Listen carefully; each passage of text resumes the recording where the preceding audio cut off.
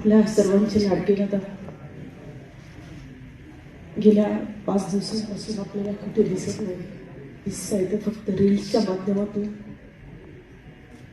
मोबाईलवर.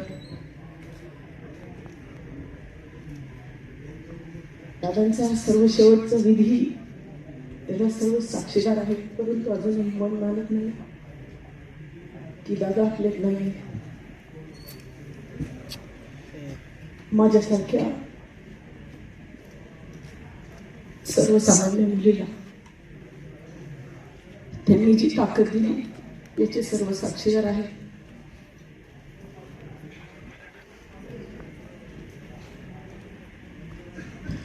खरं तर एखाद्या दिव्यांग माणसाला, पायाने अधू असलेल्या माणसाला त्यांच्या कोबड्यांचं जे महत्व असतं,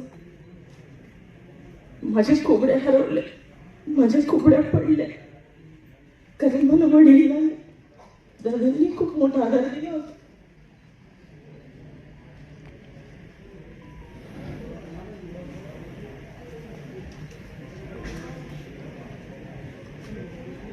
दादांना भावपूर्ण अशी आदरांजली व्यक्त करते.